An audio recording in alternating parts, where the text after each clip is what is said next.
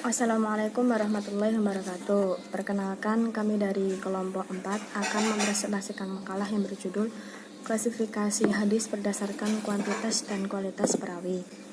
Sebelumnya, kami akan memperkenalkan diri sebagai kelompok 4. Yang pertama yaitu Arif Syafiullah dengan NIM 3320018, Darul Ulum dengan NIM 3320017, dan Arif Nur Hadatul Aish dengan NIM 3320009. Latar belakang. Adanya rentang waktu yang panjang antara Nabi dengan masa pembukuan hadis adalah salah satu masalah yang dihadapi umat Islam pada masa itu. Perjalanan yang panjang dapat memberikan peluang adanya penambahan atau pengurangan terhadap materi hadis. Selain itu, rantai perawi yang banyak juga turut memberikan kontribusi permasalahan dalam meneliti sebuah hadis sebelumnya, akhirnya digunakan sebagai sumber ajaran. Pada dasarnya, penelitian terhadap suatu hadis mempunyai dua sudut pandang, yaitu dari segi kuantitas dan dari segi kualitas. Dari segi kuantitas yaitu menjadi objek penelitian adalah jumlah perawi yang ada pada tingkat sanadnya. Sedangkan dari segi kualitas, yaitu menjadi objek penelitian adalah aspek personalitas dan intelektual seorang perawi. Kedua aspek tersebut sangat berpengaruh kualitasnya suatu hadis. Pembagian hadis dari segi kuantitas secara garis besar terbagi menjadi dua, yaitu hadis mutawatir dan hadis ahad. Hadis mutawatir secara bahasa, kata mutawatir ialah mutatabi yang berarti beriringan atau berturut-turut antara satu dengan yang lain. Adapun secara istilah, mutawatir adalah hadis yang merupakan tanggapan panca indera yang diriwayatkan oleh sejumlah besar rawi yang menurut kebiasaan mustahil mereka berkumpul dan bersepakat untuk berdusta. Syarat-syarat hadis mutawatir. Yang pertama yaitu bilangan para perawi mencapai suatu jumlah yang menurut adat mustahil mereka untuk berdusta, yaitu seimbang jumlah para rawi, sejak dalam tabaqat atau lapisan atau tingkatan pertama maupun tabaqat berikutnya.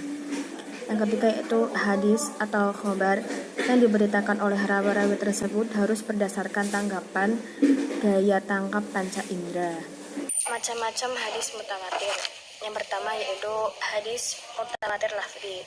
Hadis mutawatir yang diriwayatkan oleh rawi yang banyak dan mencapai syarat-syarat mutawatir dengan redaksi atau lafaz atau makna hadis yang sama antara riwayat satu dan riwayat lainnya. Yang kedua yaitu mutawatir maknawi. Hadis yang maknanya mutawatir tetapi lafadznya tidak. Hadis semakna yang ini banyak jumlahnya, bahkan dikatakan 100 hadis dengan redaksi yang berbeda-beda, tetapi mempunyai titik kesamaan. Yang ketiga yaitu mutawatir amali. Hadis mutawatir yang menyangkut perbuatan Allah yang disaksikan dan ditirukan tanpa perbedaan oleh orang banyak. Bismillahirrahmanirrahim. Assalamualaikum warahmatullahi wabarakatuh. Pada kesempatan kali ini saya akan melanjutkan presentasi dari rekan saya, yaitu Arif Indonesia, yang kemudian menjelaskan tentang kedudukan hadis mutawatir. Hadis mutawatir unggul dari hadis yang lain. Maksudnya hadis mutawatir memiliki kualitas yang paling tinggi, baik dari segi perawi dan kedudukan tidak perlu diragukan. Hal ini disebabkan oleh penyaringan dan persyaratan sebagaimana yang telah diterangkan di atas. Kemudian yang kedua adalah hadis ahad. Yang A, pengertian hadis ahad. Kata ahad atau wahid dari segi bahasa berarti satu. Secara istilah, hadis ahad adalah suatu hadis yang diriwayatkan oleh satu orang, dua orang atau lebih, tapi tidak memenuhi faktor-faktor yang menjadikan mutawatir. Ulama lain mendefinisikan dengan hadis yang syaratnya sahih dan bersambung hingga sampai kepada sumbernya, yaitu Nabi Muhammad SAW. Tetapi kandungannya memberikan pengertian zanni dan tidak sampai kepada qat'i atau yakin. Dari dua definisi di atas, ada dua hal yang harus digarisbawahi, yaitu satu, dari sudut kuantitas perawinya, hadis ahad berada di bawah kuantitas hadis mutawatir. Yang kedua, dari sudut isinya, hadis ahad memberi faedah zonni bukan qat'i. Kemudian macam-macam hadis ahad. Yang pertama adalah ada hadis masyhur, yang kedua hadis ghair masyhur.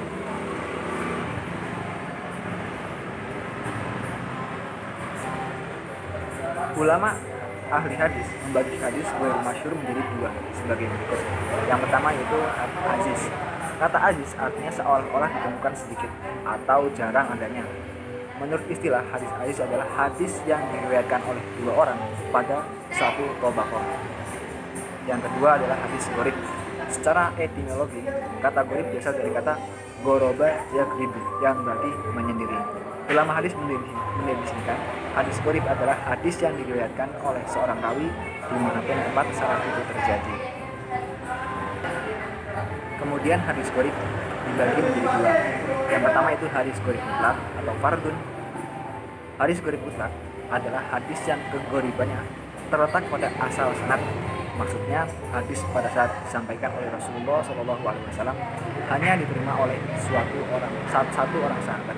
Yang kedua hadis gharib nisbi. Hadis gharib nisbi yaitu apabila keghariban terjadi pada pertengahan sanadnya, bukan pada asal sanadnya.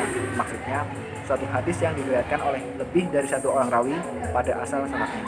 Kemudian dari semua rawi, hadis ini diriwayatkan oleh satu orang rawi saja yang mengambil dari para rawi tersebut. Pembagian hadis dalam segi kualitasnya. Selain dibedakan dalam segi kuantitasnya, hadis juga dibedakan dalam segi kualitasnya. Kualitas dapat diartikan sebagai tingkatan baik dan bermutu. Berdasarkan kualitasnya, hadis dapat dibedakan menjadi tiga, yaitu hadis sahih, hadis hasan, dan hadis dhaif. Yang pertama hadis sahih. Sahih secara bahasa artinya yang sehat, selamat, benar, sah, atau sempurna. Lawan kata sahih adalah dhaif atau lemah. Secara istilah, hadis sahih adalah hadis yang diriwayatkan oleh rawi yang adil, sempurna ingatan, sanadnya sambung-sambung, tidak berilat atau cacat, dan tidak janggal. Yang pertama, bersambung sanad. Bersambung sanad, ittisal as-sanad, atau sanadnya mutasil atau bersambung dari perawi pertama sampai perawi terakhir. Sanad yang bersambung maksudnya sanad yang selamat dari keguguran. Dengan kata lain, bahwa tiap-tiap rawi dapat saling bertemu sejak awal hingga akhir dan menerima langsung dari guru yang memberinya. Yang kedua, perawi adil. Adil dari segi bahasa disebut dengan lurus, tidak berat sebelah, tidak zalim, tulus, tidak menyimpang dan jujur. Seorang dikatakan adil apabila terdapat sifat yang dapat mendorong dirinya terpelihara ketakwaannya, yaitu senantiasa melaksanakan perintah agama dan meninggalkan segala larangan, serta terjaga tingkah lakunya. Perawi adil dalam periwayatan sanad hadis harus Islam dan balik serta memenuhi syarat-syarat sebagai berikut. Yang pertama, senantiasa melaksanakan perintah agama dan menjauhi larangan agama. Yang kedua, senantiasa menjauhi dosa-dosa kecil. Yang ketiga, senantiasa menjaga ucapan dan perbuatan yang dapat menodai muru'ah atau kehormatan. Kemudian perawi harus dobit. Kata dobit menurut bahasa artinya kokoh dan kuat. Seorang perawi dikatakan dobit apabila ia mempunyai daya ingat sempurna terhadap hadis yang diriwayatkannya. Menurut Ibnu Hajar Asqalani, perawi yang dobit adalah mereka yang kuat hafalannya terhadap segala sesuatu yang pernah didengarnya, kemudian mampu menyampaikan hafalnya tersebut jika sewaktu-waktu diperlukan. Ini artinya bahwa orang tersebut harus mendengar secara utuh apa yang diterima oleh dan atau didengarnya, memahami isinya sehingga terpatri dalam ingatannya, kemudian mampu menyampaikan kepada orang lain atau meriwayatkan sebagaimana mestinya. Kemudian yang keempat, selamat dari syad, as-salamah minasyudzuz atau tidak janggal. Pengertian syad atau syudzuz menurut Imam Syafi'i dan jumhur ulama adalah hadis yang bertentangan dengan hadis yang diriwayatkan oleh perawi lain yang lebih kuat atau thiqah. Melihat pengertian syad di atas, dapat diketahui bahwa hadis yang tidak syad adalah hadis yang matanya tidak bertentangan dengan hadis lain yang lebih kuat dan lebih thiqah. Kemudian yang kelima, tidak cacat atau ilat. Ilat bentuk jamaknya ilal atau al-ilal. Menurut bahasa, ilal artinya cacat, rusak, buruk, dan kesalahan baca. Sehingga dapat kita mengerti hadis yang berilat adalah hadis yang mengandung kecacatan. Menurut istilah, Ilat artinya suatu sebab yang tersembunyi atau sama-sama sehingga dapat merusak kesohihan hadis.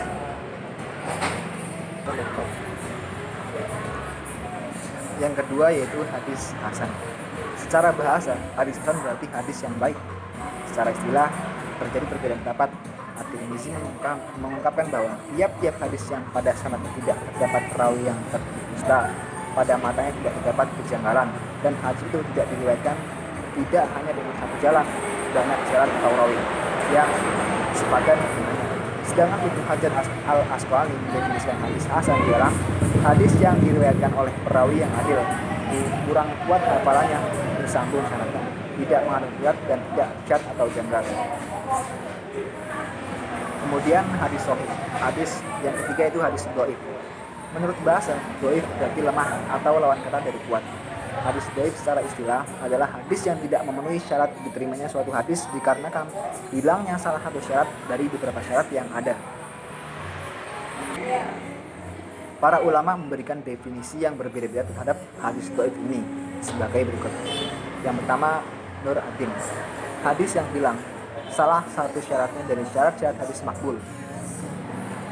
Dari pendapat Nuruddin tersebut dapat kita pahami bahwa jika ada satu syarat hadis hasan atau sahih yang hilang, hadis tersebut dinyatakan sebagai hadis yang dhaif. Kemudian menurut Imam Nawawi, hadis yang di dalamnya tidak terdapat syarat-syarat hadis sahih dan syarat-syarat hadis hasan.